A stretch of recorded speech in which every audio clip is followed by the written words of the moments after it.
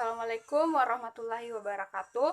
Perkenalkan, saya Nurul Amalia, mahasiswa Universitas Negeri Makassar, Program Studi Bimbingan dan Konseling Angkatan 2018, kelas B. Di video ini saya akan membawakan materi asesmen dalam BK.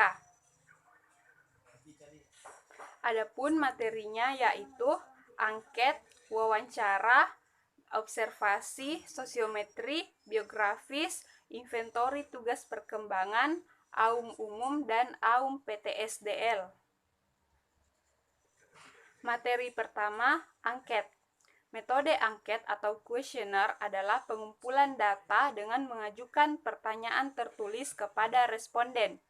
Kuesioner adalah daftar yang berisi pertanyaan-pertanyaan yang disusun berdasarkan tujuan penelitian atau konstruk variabel tertentu yang dikaji oleh peneliti. Daftar ini kemudian diberikan langsung atau dikirimkan kepada para responden yang akan mengisinya sesuai dengan pendapat mereka. Tujuan dari angket adalah untuk memperoleh informasi yang relevan dengan tujuan penelitian dan untuk memperoleh informasi mengenai suatu masalah secara serentak.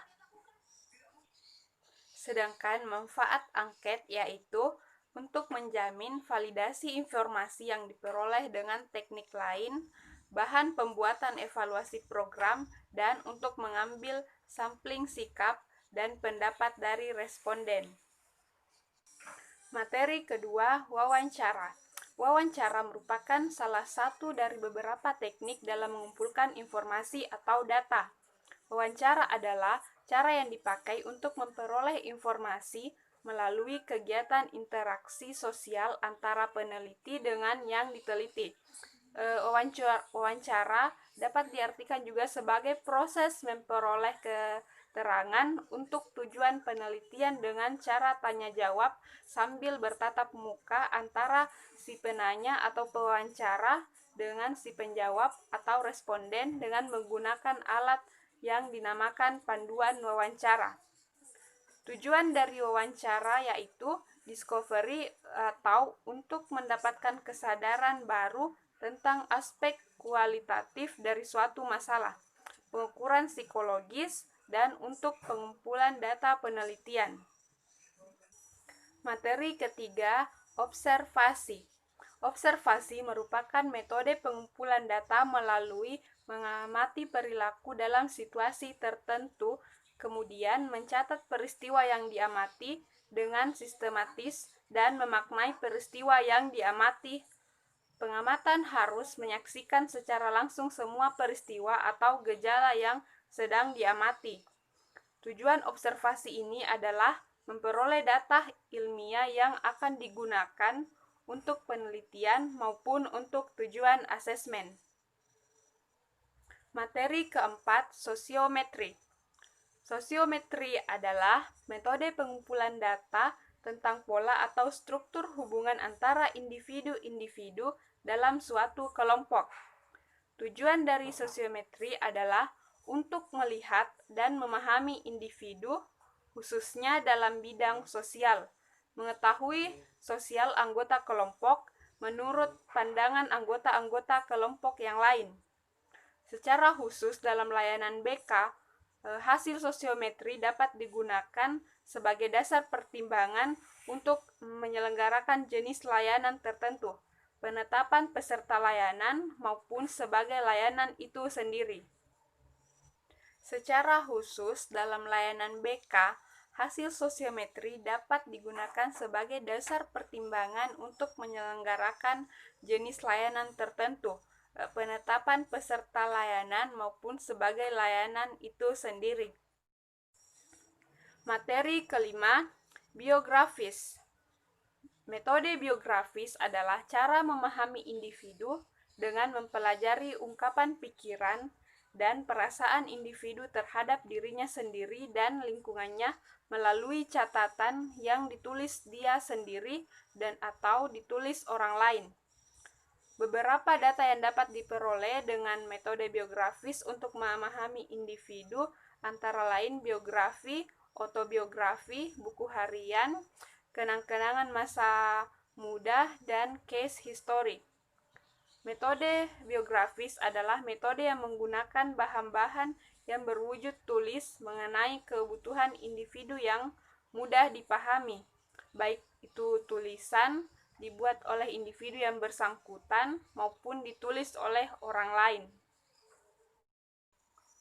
Kelebihan dan kekurangan metode biografis.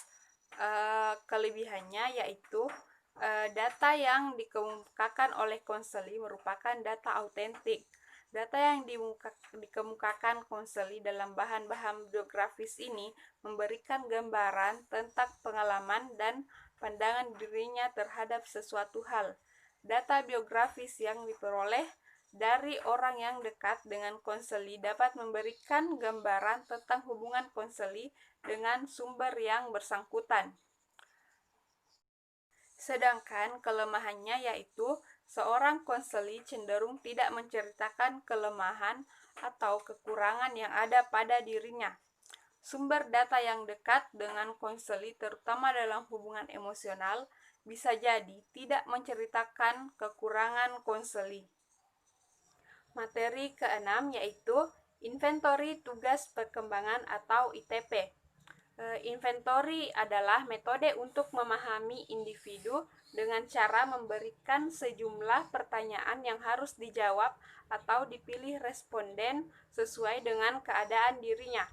Jawaban responden tersebut selanjutnya ditafsirkan atau dipahami oleh pengumpul data tentang keadaan responden, dan responden memahami keadaan dirinya sendiri. Inventory tugas perkembangan adalah instrumen yang digunakan untuk memahami tingkat perkembangan individu. Penyusunannya dimaksudkan untuk menunjang kegiatan bimbingan dan konseling di sekolah.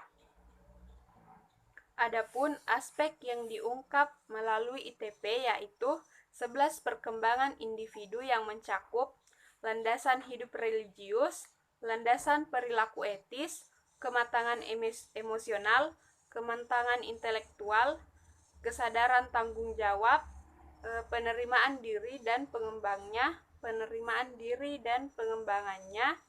kemandirian perilaku ekonomi, wawasan dan persiapan karir, kematangan hidup dengan teman sebaya, serta percaya diri untuk pernikahan dan hidup berkeluarga. Materi ketujuh, aum umum.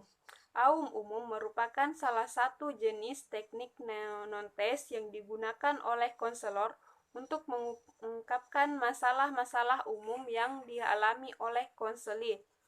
Adapun aum umum ini dikelompokkan ke dalam 10 bidang masalah, yaitu jasmani dan kesehatan, diri pribadi, hubungan sosial, ekonomi dan keuangan, karir dan pekerjaan, pendidikan dan pelajaran, agama, nilai dan moral, hubungan muda-mudi dan perkawinan, keadaan dan hubungan dalam keluarga, serta waktu senggang. Materi ke-8, Aum PTSDL. Aum PTSDL ini merupakan instrumen yang digunakan untuk mengungkap bagaimana siswa belajar. Melalui instrumen ini, berdasarkan jawaban siswa diharapkan mampu mengungkap mutu belajar siswa sekaligus mengungkap masalah-masalah siswa yang berkaitan dengan belajar. Tujuan Aum PTSDL yakni untuk mengungkap masalah-masalah secara khusus yang berkaitan dengan upaya kegiatan belajar peserta didik di sekolah, di rumah, maupun di tempat lainnya, dan oleh karena itu settingnya berkaitan dengan proses belajar di sekolah. Melalui Aum PTSDL ini akan diperoleh informasi mengenai mutu kegiatan belajar dan masalah belajar yang dialami oleh siswa untuk masing-masing bidang atau aspek. 5 aspek yang diungkapkan yaitu prasyarat penggunaan mata pelajaran atau P, keterampilan belajar atau T, sarana belajar atau S, keadaan diri pribadi atau D, lingkungan belajar dan sosio-emosional atau L. Itulah tadi materi yang saya bawakan. Terima kasih dan wassalamualaikum warahmatullahi wabarakatuh.